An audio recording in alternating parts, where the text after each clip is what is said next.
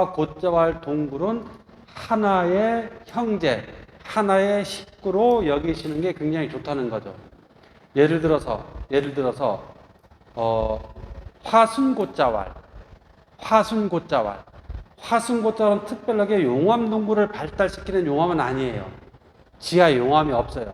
그렇지만은 화순고자왈에 딱 들어서 가지고 고자왈이 있는 돌로 계속 쫓아가면 오름 나와야 되죠. 오름. 그 오름이 병악. 상천리에 있는 병악오름이 딱 나타납니다. 그리고 고자왈 도립공원, 무릉고자왈, 그 다음에 저지고자왈, 청수고자왈, 그 고자왈에서 끝까지 쫓아가면은 도너리 오름이 나와요. 그 다음에 애월고자왈을 끝까지 쫓아가면 녹구매 오름이 딱 나타납니다. 그 다음에 그 선을고자왈을 쭉 따라가면 북고름이 나와요. 교리고자를 쭉 따라가게 되면은 민오름이 나와요. 그렇게 오름이 만들어지고 난 다음에 또 그 오름에서 용암이 쭉 흘러내리면 흘러내린 지대의 땅 속에는 용암동굴, 땅 위에는 고자왈. 그러니 오름 고자왈 동굴은 하나의 식구다. 오름은 어머니, 고자왈과 동굴은 자식이다. 뭐 그렇게 비유해도 괜찮습니다. 이렇게.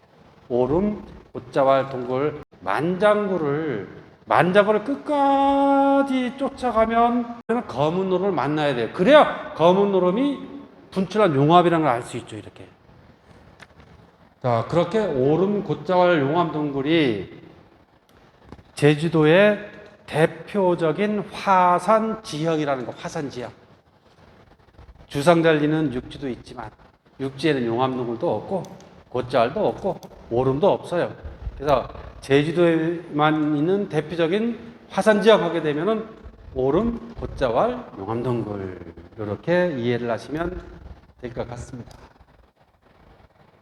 오름. 선생님, 제주도에는 오름이 약 몇 개 정도 있다고 알고 계신가요? 368개로 알고 있습니다. 너무 완벽합니다. 박수 한번 주세요. 이야, 368개. 제주도에서 등록해가지고 관리하는 오름의 개수가 368개입니다. 그렇지만 우리는 일반적으로 360여 개 해도 무방해요. 두 번째, 1번이 뭐냐면 스토리텔링 1번이 제주도에는 약 360여 개의 오름이 있습니다. 요게 1번. 2번, 그 오름들은 해안에서부터 한라산 정상까지 골고루 분포하고 있습니다. 요게 2번. 요렇게 이해하시면 되겠지? 360개 있는데 바다에 있는 오름은 어디? 바다에 있는 오름, 바닷가에는 송악산도 있고 일출봉도 있고 우도도 있고 지휘봉도 있고 수월봉도 있고. 그러면 이제 한라산 꼭대기에 있는 거 고라보기. 한라산 꼭대기에 백록담 빼고 백록담은 저 368개에서 제외했어요. 백록담은. 그렇지, 살아오름. 거기 고향이에요. 살아오름이고 또 성널오름. 그렇죠. 응? 위시에오름. 물정오리. 그렇게 해안에서부터 한라산 정상까지 골고루 분포하고 있는 오름이 약 360개다까지 갔습니다. 자, 그 다음 보시면 오름은 하늘 높이 솟구칩니다. 하늘 높이. 이거 떨어지는 게 송이. 떨어지는 것들이 송이. 올라갔다 떨어지고 쌓이는 게 오름. 송이가 떨어져서 그 다음에 용암 흘러내리지. 요 용암이 흘러내리면 고자왈. 요 그림을 잘 보시면 딱 이해됩니다. 자, 이때 떨어지는 게 뭐라고요? 화산 송이. 오름은 송이로 쌓여진 산체. 그러다 보니 너무너무 연약해요. 송이는, 현무암은 철이 많아요. 철 성분이. 화강암에는 철 성분이, 현무암에는 철 성분이 많아요. 그러다 보니 철의 성질과 돌의 성질이 비슷비슷합니다. 철이 녹슬 때 못이 녹슬 때 빨갛게 녹수는 못이 있고 검게 녹수는 못이 있어요. 이것은 그 철이 이가철을 가느냐 삼가철을 가느냐 Fe2 O3가 이가철이나 삼가철이 약간 어려운 거예요. 똑같은 철이지만은 이온의 개수가 2개냐 3개에 따라서 색깔이 변해요. 산화되면.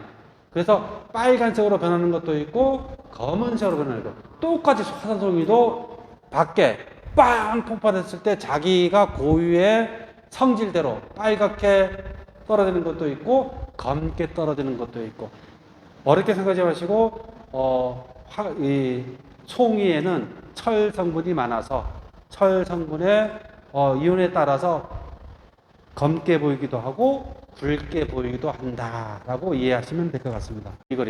이 그림은 진짜 오름의 사면을 사람들이 잘라서 도로 포장할 때 썼습니다. 66년대에 오셨죠? 도로 포장할 때 송이 깔았어요.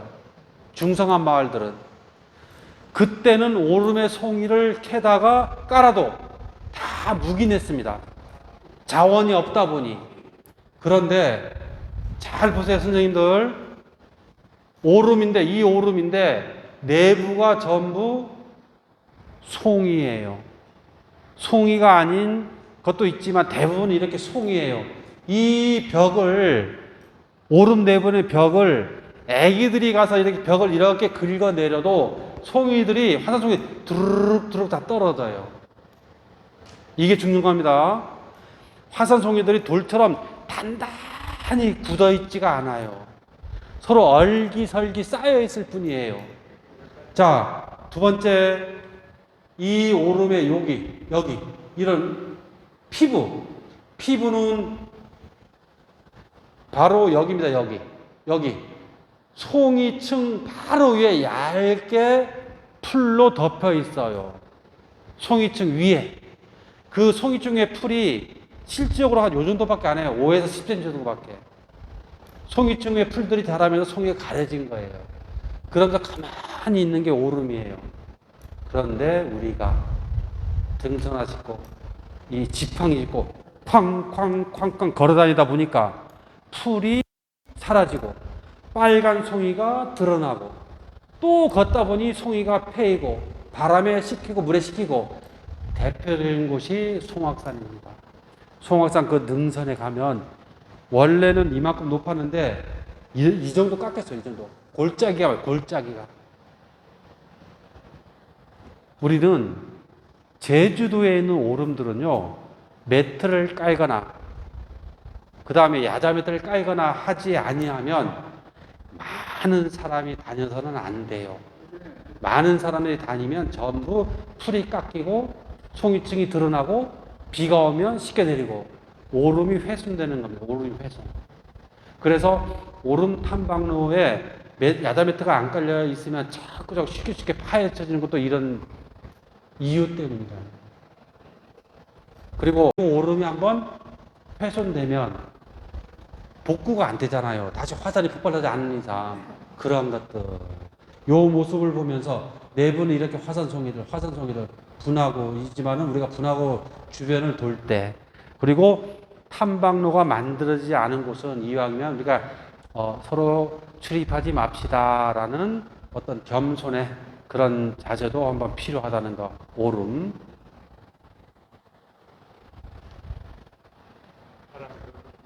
다랑시 오름인데요. 이렇게 안으로 오목하게 들어간 곳을 분화구라고 합니다. 분화구.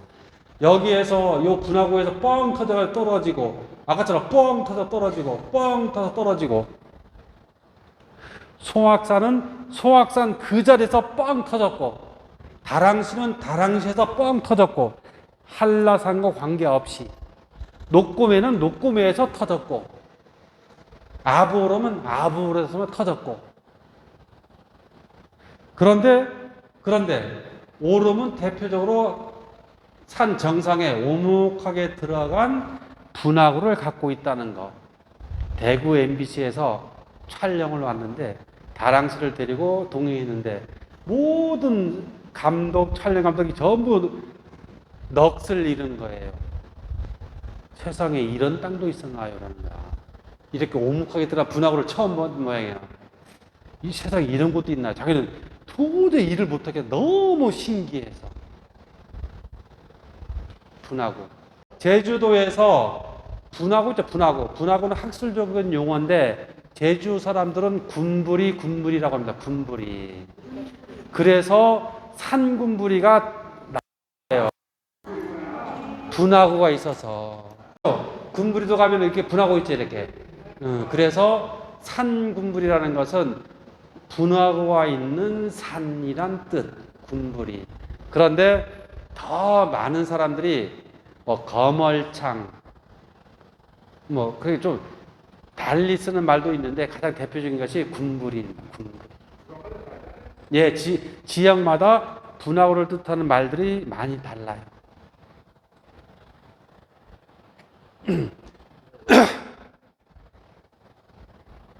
너무너무 중요해요. 오름은 우리 제주도 사람에게 7가지의 소중한 가치를 주는 장소랍니다. 1번, 마을을 만들 때 있죠, 마을을 만들 때 배산, 임수와 같은 풍수지리적으로 제주도는 산이 없다 보니 오름을 중심으로 오름 앞 또는 오름 뒤 근처에서 마을을 만듭니다. 마을마다 그 마을의 주산격인 오름을 자랑스럽게 여겨요. 그러면서 이 오름은 사람들을 불러 모으는 촌락 형성의 모태가 되었다라고 얘기를 하고요. 그다음 두 번째, 사람들이 모여들었으니 신흥 종교가 들어오기 이전, 아주 조선시대 이전, 그 전에는 사람들과 소통했던 유일한 사람이 신이라고, 제주도에는 1만 8천의 신이 있다고 하는 정도로. 그래서 오름마다에는 그 마을 사람들의 마음을 읽어주었던, 보듬어 주었던 신들이 계셨고, 그런 신들의 이야기가 흘러나오는 신들의 고향.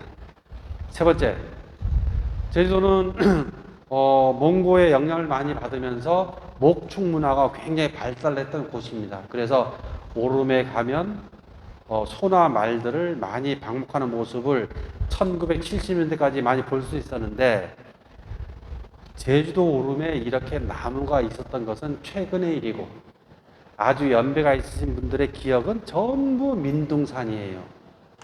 민둥산이라는 것은 산림학적으로 보면 안 되고, 제주에서 소나 말을 키우기 위해서는 풀을 생산해야 돼. 초지가 필요해. 그러다 보니 오름이나 들판에 나무가 자라는 것은 아주 좋지 않은 일이야. 불을 태워야 돼. 또 초지에 불을 태워줌으로써 풀도 잘 자라고, 그 다음에 진드기가 구제가 돼. 진드기. 그렇다면 소한테 나쁜 진드기도 구제되고 새로운 풀도 많이 자라게 하고, 그렇게 1000년 이상을 제주도가 그렇게 돌아왔다는 거예요. 원래 오름이 만들어지고 난 다음에 나무야 있겠죠. 있었지만은 사람들의 간섭에 의해서 오름은 민둥산으로 변했다가 다시 목축 문화가 쇠퇴하고 다른 쪽에 강조되다 보니 오름에 나무들이 많이 자라고 있는 모습. 목축업의 근거지. 그 다음 시간이 지나면서 항상 산은 그렇잖아요. 군사시설로 많이 이용되잖아요. 그래서 사상과 같은, 일제강점기 같은 그 진지동굴이라든지 이걸 이야기에 많이 들어있는 뭡니까? 항쟁의 거점으로서 오름. 그 다음 뭐냐면은, 과거에는 우리 동네에서 많이 봤던 풀들인데 지금은 안 보여. 그런데 오름에 갔더니 그게 보여. 그래서 오름은 자생식물의 보고. 그 다음, 상군불에 물이 고였다는 말 들어봤습니까? 상군불에 분화구에 물이 가득 고였다. 안 들어봤죠? 다랑시로에 물이 가득 고였다. 안 들어봤죠? 몇몇 오름을 빼고 분화구에 물이 가득 들었다는 말은 거의 들어본 적이 없어요. 그만큼 송위를 되다 보니까 비가 오게 되면 땅속으로 빨리 이동하겠죠. 즉 오름은 빗물을 지하로 빨리 이동시켜주는 장소. 다시 표현하면은 지하수 함양지대. 그리고 마지막 또는 처음으로 제주도에 오신 수많은 외국인 관광객들이 한라산보다 볼록볼록 솟는 오름들에 굉장히 신경이 많이 간대요. 저기 뭐지? 저기 뭐지? 1980년도에 부산에서 중학생 1학년이 제주도에 수학여행을 왔는데 제가 안내를 하는데 질문이 들어왔습니다. 너무너무 어려운 질문. 뭐야? 하니까 저는 학교에서 제주도에는 한라산 하나밖에 없다고 배웠는데요. 막상 와서 보니까 산이 너무너무 많아요. 그거 정답이잖아요, 이렇게. 그러면 오름은 뭐고 산은 뭐지? 또 설명을 해줘야 돼. 힘들었어요. 자, 여기서 오름은 제주도 사람들만 썼던 제주어, 작은 산을 말하는 제주어, 오름. 오름은 제주 사람들이 작은 산을 말하는 제주어. 그 다음에 산은 우리나라 고유의 국어. 우리 조선 사람들이 산하죠, 산. 그 다음에 조선시대에 자연의 척도를 나누는데 그게 산, 악, 봉, 구, 릉 이렇게 나눴대요. 가장 크면 산, 가장 큰 규모를 산, 그 중에 조금 높으면 악, 그보다 조금 높으면 봉, 그다음 조금 높으면 구인데 구는 뭐냐? 언덕구, 그 다음에 능은 능선. 이렇게 해서 척도를 했대요. 조선시대 학자들이 산, 악, 봉구로 나누어서. 그러면은 오름은 그 중에 구, 언덕. 그래서 오름을 우리 지질학에서는 분석구, 송이, 산. 분석은 송이거든요. 송이, 언덕. 그렇게 하는 거예요. 그러니 어떤 오름은 봉이고 어떤 오름은 매고 어떤 오름은 산이고 오름 이름에 대해서 정리합니다. 제주도에 방어 유적, 조선시대 방어 유적에 삼성 하면 제주, 모슬포, 정의연, 제주, 대정, 정의연.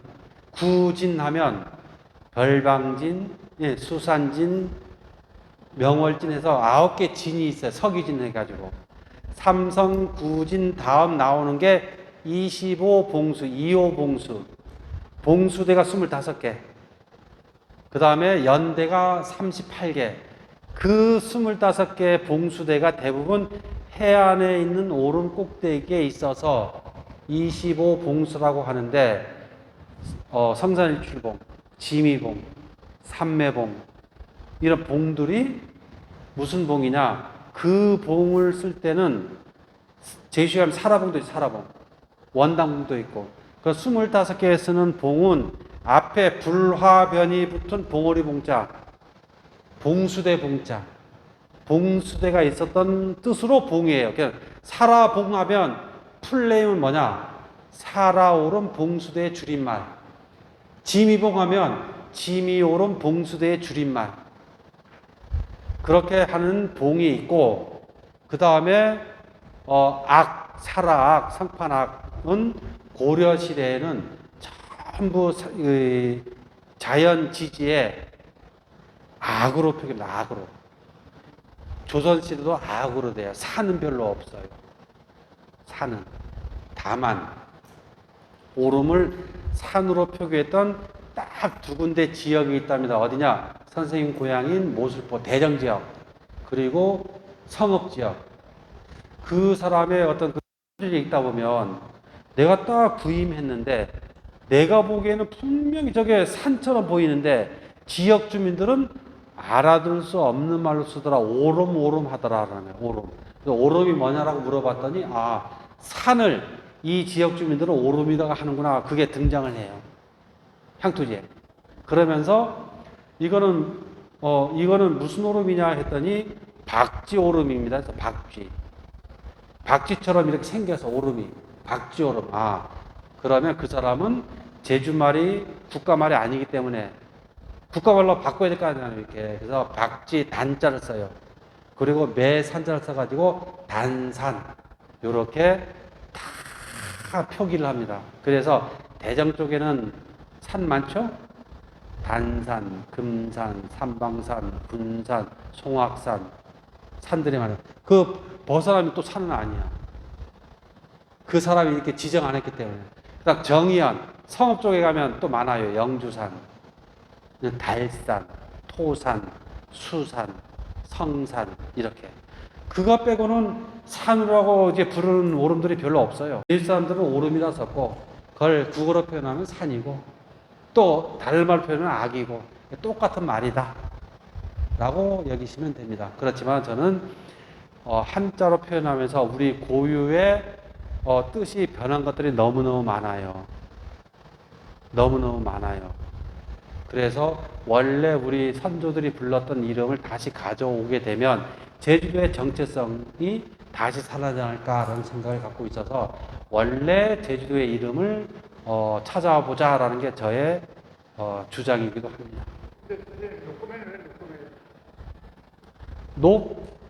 오름 중에 가장 높은 산 고고악을 높고매라고 한 거예요. 제주도 360개 오름을 다 풀이하면 너무너무 재미있어요. 많이 걸려요. 다음에 또 초대해 주시면 오름 이름만 갖고 그냥 쭉 한번 가보게. 너무너무 재미있어요. 그 송악산도 원래 이름은 솔로름. 솔. 시옷, 아레아오, 리을. 그 솔은 오름 이름 할 때 감, 검, 곰, 볼, 솔이 들어가면 오름에 굉장히 신성시 여기는 지명법이에요. 오름 이름에. 송악산도 원래는 솔로름이에요. 그러니 굉장히 신성시 되는데 솔 하니까 놓쳤어. 솔로 하면 또 소나무 아니. 솔로 하니까 또 소나무잖아요. 그래서 소나무 성조로 가버린 거야. 우리가 굉장히 신성한 오름이라고 했는데 송악산을 풀어봤더니 소나무가 많은 오름. 그러니까 소나무 많긴 많습니다만은 그 정도 하신 오름이십니까? 다 있죠. 이렇게 뜻이 너무너무 바뀌지. 그걸 솔오름으로 갖고 왔으면, 네, 저별이 오름이라는 뜻이에요. 저별이. 별이 오름. 별은 벼랑, 절벽 오름. 송악산은 절벽 오름이라고도 해요. 그리고 또 하나 제가 가장 좋아하는 이름이 뭐냐? 절누리 오름. 절누리 오름. 절은 제주말로 파도를 때 파도. 절친다. 파도가 밀려와서 벽에 딱 부딪히면 파도가 부서지는 소리가 마치 파도가 우는 소리와 같다. 파도의 울음소리를 들을 수 있는 오름, 절누리 오름. 괜찮죠? 예쁘죠? 그렇게, 예? 송악산이라니까. 솔로름, 송악산, 저별이, 절누리. 다른 오름도 이름들이 많아요. 그 이름을 쫓아가면 우리 선조들의 마음이 헤아려져요. 너무너무 멋져요. 요렇게 썼으니 김정희는 산 이렇게. 그렇게 오름을 두고 우리 선조들이 바라봤던 생각은 진짜 상상을 초월하는 너무너무 멋진 생각들. 이효리 씨가 금악오름에 가면 요만큼만 돌멩이가 있는데 돌멩이 위에 이렇게 모두가 올라가가지고 이렇게 찍어내요. 이게 뭘까? 그래도 그 금악오름이 갖고 있는 그 자체, 본질, 우리 제주도의 정체성 같은 것을 같이 공유하면서 이렇게 했으면 얼마나 좋을까라는 거예요. 금악오름이 원래 금오름, 금오름이 검오름. 신성에도 너무 신성시 여겼던 검이에요, 검. 왕의 오름이에요. 그러한 컨셉을 갖고 왔으면 얼마나 좋을까라는 아쉬움이 좀 있네요. 자, 한번 따라합니다. 예. 오름, 촌락 형성의 모태, 신들의 고향, 목축업의 근거지, 항쟁의 거점, 자생식물의 보고, 지하수 함양지대, 화산 원지형, 이렇게 7가지의 가치들을 잘 적으셨다가 녹곰의 오름에 가면 이 녹곰의 마을은 어느 마을과 이야기가 있는지, 녹금에는 어떤 신화가 흐르는지, 녹금에는 어떤 목축 문화가 흐르는지, 녹금에서는 어떤 아픔이 있는지, 목축업에는 어떤 풀들이 자라는지, 그 7가지의 주제만 가지면 오름 해설이 가능해요. 오름 해설은 그렇게 가는 겁니다. 오름